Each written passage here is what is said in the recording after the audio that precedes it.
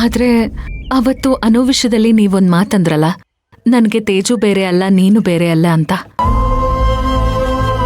ಅದು ನನಗೆ ಬರೀ ಮಾತಾಗ ಅನ್ಸಲ್ಲ ವಿಕ್ರಾಂತ್ ಅವ್ರೆ,